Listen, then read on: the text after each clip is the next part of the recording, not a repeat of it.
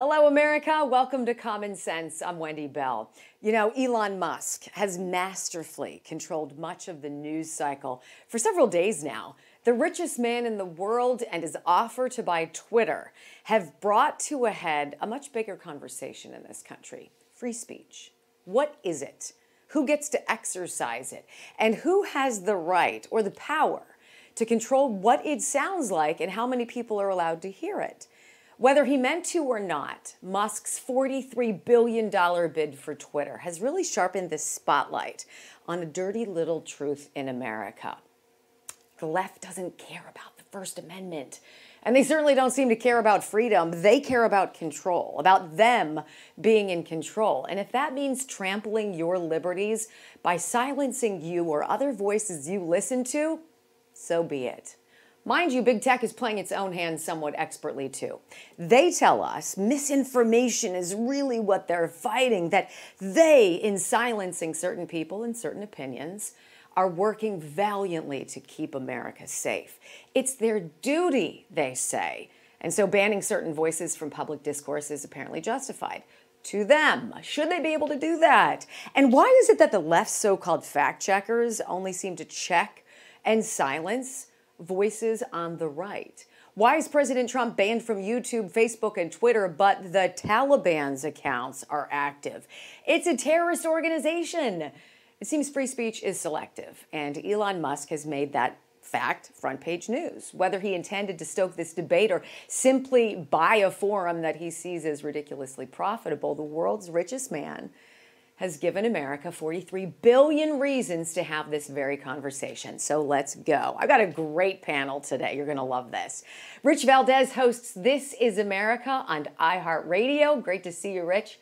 Newsmax contributor and host of the Jenna Ellis Show. Jenna Ellis is joining us as well, looking good.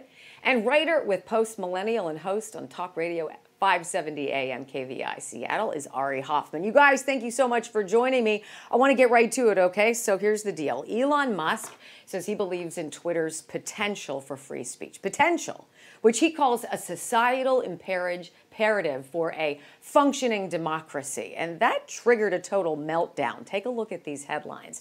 People are freaking out on the left. Ari, I want to start with you.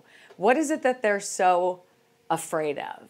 Tell me. I really have no idea, Wendy, because just a few years ago when Jeff Bezos bought the Washington Post, that was a wonderful, wonderful thing. A billionaire buying this, that's fantastic. And now Elon Musk comes along and they're freaking out. The real reason you and I both know what it is they're worried that he's going to allow people like President Trump back on the platform. That's going to be a true free speech platform. And that's their biggest fear because it's going to expose them. Look what happened this week with what Taylor Lorenz, Bezos' hired gun from the Washington Post, did to the Libs of TikTok Twitter account. Went after her, doxed her family, exposed who she was online in an effort to silence her.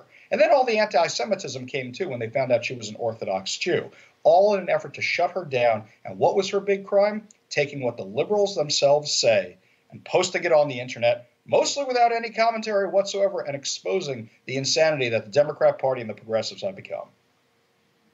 Amen. Amen. It's almost like you do this for a living. It's crazy.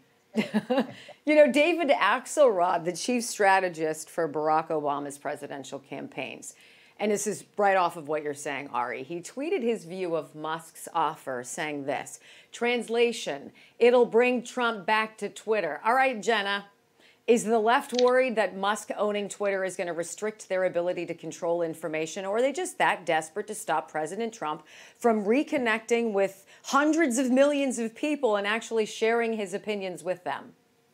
This is all about the left's control. And of course, they want to silence and chill free speech. And this is important in a broader context to have this conversation that Elon Musk is championing very well. But I would say to conservatives, we have to make sure that we are taking a principled approach and not just advocating for free speech when it benefits us or for people that we like President Trump or like Elon Musk. If you look at what's happening in Florida right now with Ron DeSantis and the Republicans in the Florida state legislature, that are actively retaliating against Disney for their statement against the parental rights and education bill, Obviously, I don't share Disney's sentiments. I absolutely disagree with their statement, but I will advocate for their right to make that statement and to participate in free speech. And so what Republicans are doing in Florida is actually just as bad as what Twitter has been doing in terms of trying to silence free speech. So conservatives have to make sure that we are advocating for the principle and the broader context of free speech, and we're not retaliating or weaponizing the government against any individual or corporation just because of their viewpoint. Interesting perspective, because I haven't looked at what the Florida legislature has been doing in that vein, but you bring up an interesting point. If it's free speech for all, and that includes speech that you disagree with.